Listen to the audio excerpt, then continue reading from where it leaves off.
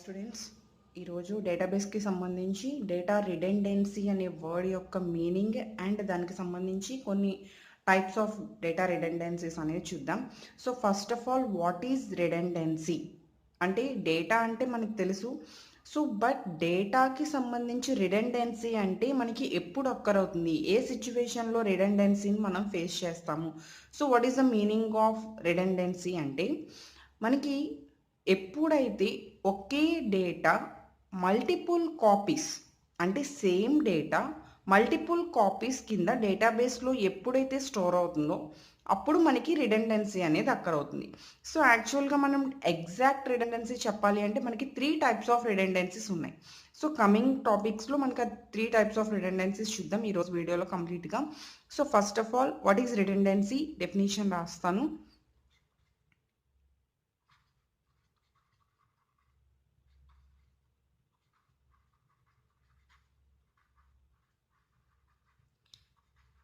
having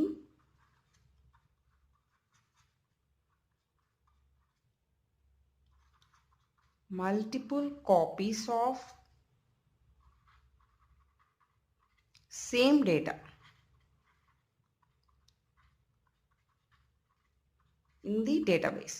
okay, అంటే ఇక్కడ ఎగ్జాక్ట్గా మనం నోట్ చేయాల్సిన point multiple copies of same data. Okay data మనకి డిఫరెంట్ కాపీస్ అంటే ఒక ఓన్లీ వన్ ప్లేస్లో స్టోరేజ్ కాకుండా మల్టిపుల్ ప్లేసెస్లో దాని యొక్క కాపీస్ ఉన్నప్పుడు మనకి రిడెండెన్సీ అనేది అక్కర్ అవుతుంది.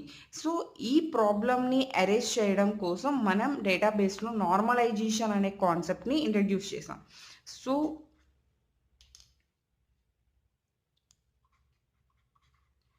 when database is normalized,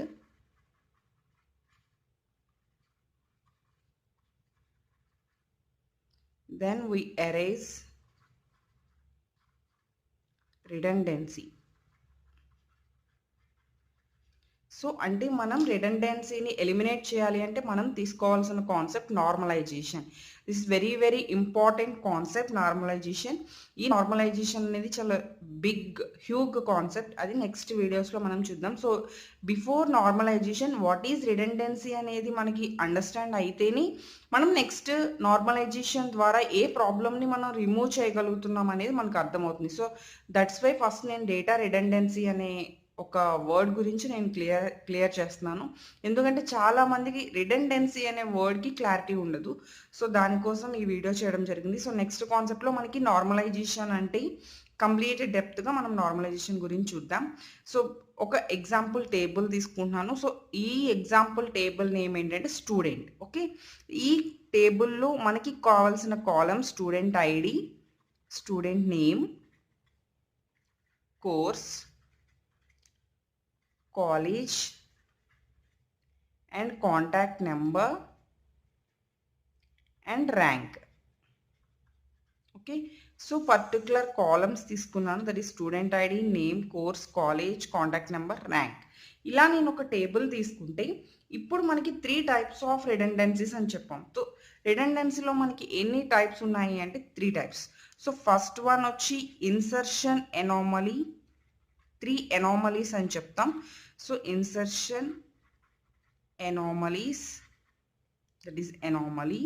Next one, deletion anomaly.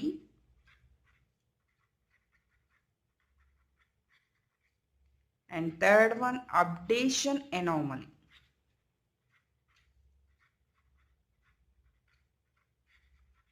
Okay, so 3 types of anomalies. So first of all, what is anomaly? మనం ఏదైనా సరే ఒక రూల్ ఫాలో అవుతూ ఆ రూల్ని మనం అప్లికబుల్ చేయకుండా ఫేస్ చేసే ప్రాబ్లమ్స్ ఏవైతే ఉన్నాయో వాటిని మనం ఎనామలీస్ అంటాం. సో అంటే ఒక రూల్ పెట్టుకున్నాం బట్ ఆ రూల్ని మనం చేయలేకపోతున్నాం. So that is anomaly. ఇలాంటి ఎనామలీస్లో ఇన్సర్షన్ ఎనామలీ ఎప్పుడు అక్కర్ అవుతుంది, డిలీషన్ ఎనామలీ ఎప్పుడు అక్కర్ అవుతుంది, అండ్ అప్డేషన్ ఎనామలీ ఎప్పుడు అక్కర్ అవుతుంది. సో ఈ 3 ఎనామలీస్ రాకుండా మనం ఎప్పుడైతే చేయగలుగుతామో ఆటోమేటిక్గా డేటా రిడెండెన్సీ అనేది మన డేటాబేస్ నుంచి ఎలిమినేట్ అయిపోతుంది. ఓకే, అంటే అక్కడ మనం దాన్ని మొత్తం కంప్లీట్గా కూడా దాన్ని ఎలిమినేట్ చేయగలుగుతాం. సో ఈ 3 ప్రాబ్లమ్స్ మనం ఫేస్ చేయకూడదు.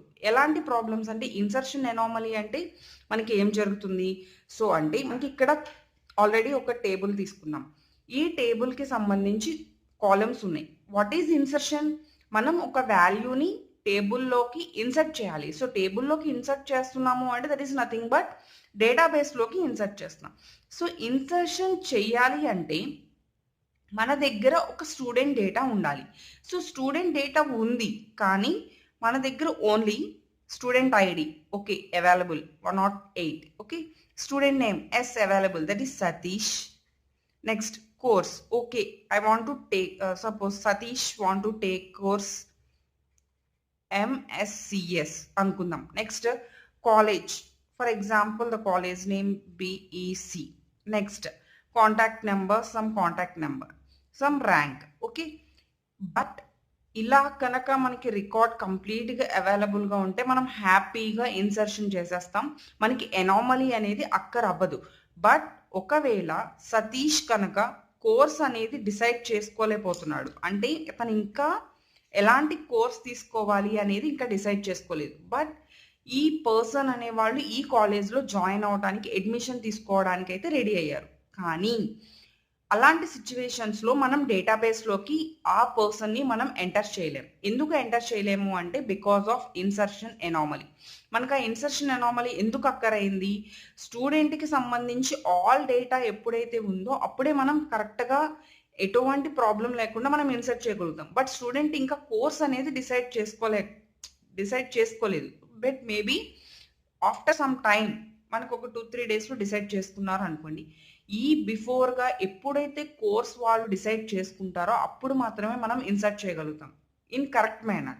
Before going that course decide చేసుకోకుండా మనం అది ఇన్సర్ట్ చేయడం అనేది పాసిబిలిటీ లేదు. So, that is nothing but insertion anomaly.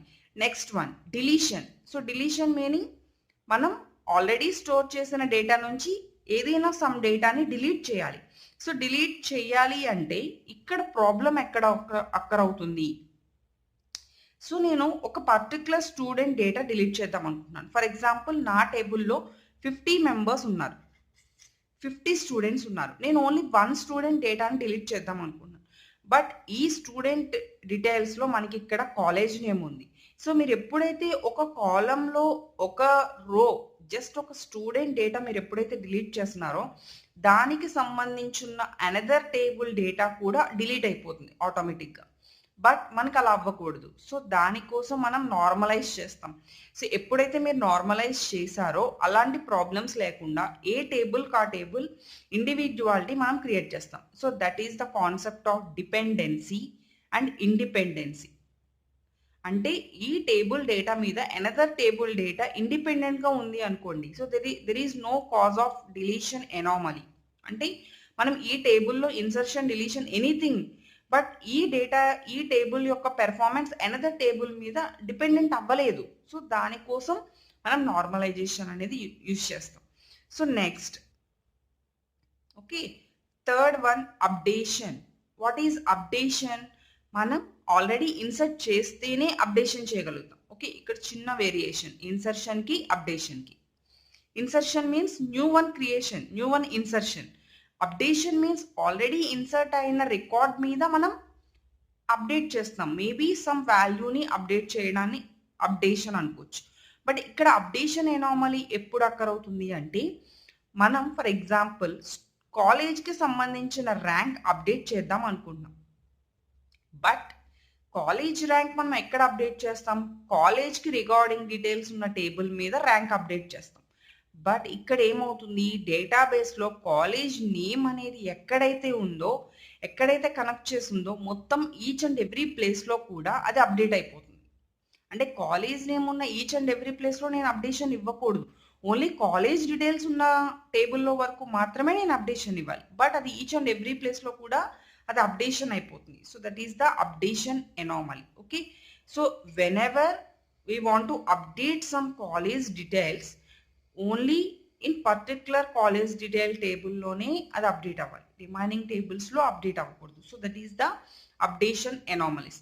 ఈ 3 ఎనామలీస్ మనం ఎలిమినేట్ చేయాలి అంటే మనం నార్మలైజేషన్ అనే టాపిక్‌ని అందులోకి ఎంటర్ చేసి మన ఈచ్ అండ్ ఎవ్రీ టేబుల్ మీద కూడా నార్మలైజేషన్ టాపిక్స్ అనేవి ఎప్పుడైతే అప్లై చేస్తామో ఆటోమేటిక్‌గా ఈ 3 అనామలీస్ నుంచి మనం రిలీఫ్ అవుతాం. So that is the concept of data redundancy.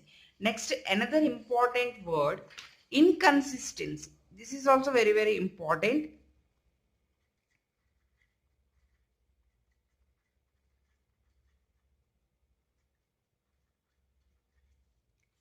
Data inconsistency అంటే కన్సిస్టెన్సీ లేకపోతే మనం ఇన్కన్సిస్టెంట్గా ఉన్నామని చెప్తాం.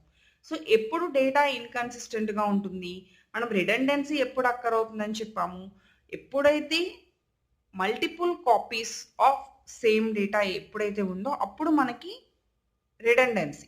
ఇన్కన్సిస్టెన్సీ ఎప్పుడు అంటే 2 tables or more than tables, 1 or more tables మధ్యలో మనం ఈ ప్రాబ్లమ్స్ ఫేస్ చేస్తాం. ఎప్పుడు అంటే when similar data is in different formats, store in different formats. అంటే ఈ టేబుల్లో 1 ఫార్మాట్లో స్టోర్ చేసాం, అదే డేటాని ఎనదర్ ఫార్మాట్లో స్టోర్ చేసాం వేరే టేబుల్లో. సో దాన్ని మనం ఇక్కడ ఇన్కన్సిస్టెన్సీ అంటాం, అంటే డేటాలో కరెక్ట్నెస్ లేదు. So right condition that occurs between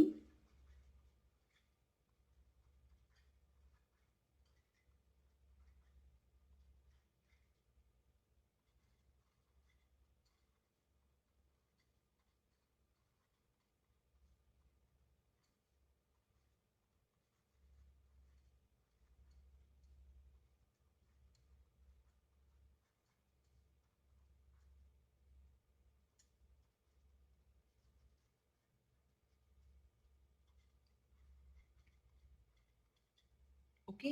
so అంటే 2 టేబుల్స్ మీద డిఫరెంట్ ఫార్మాట్స్లో మనం సేమ్ డేటా, సిమిలర్ డేటాని కనుక స్టోర్ చేయడానికి ట్రై చేస్తున్నాము అంటే that is data inconsistency. So యాక్చువల్గా మనం ఏం చెప్పుకున్నాము, డేటా రిడెండెన్సీని నార్మలైజేషన్ ద్వారా మనం రిమూవ్ చేస్తాం.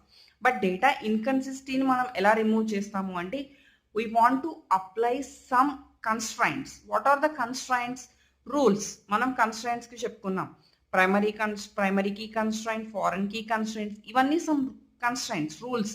ఆ రూల్స్ని అప్లై చేసి మనం ఈ ఇన్కన్సిస్టెన్సీని కన్సిస్టెంట్గా మార్చుకోవచ్చు. అంటే ఏదైతే డేటా ఇన్కన్సిస్టెన్సీ ఉందో దాన్ని డేటా కన్సిస్టెన్సీగా మార్చుకోవచ్చు by applying the constraints. Okay, this is about data inconsistency and data redundancy. రెండు సేమ్ అనిపిస్తాయి బట్ కొంచెం వేరియేషన్ ఉంది.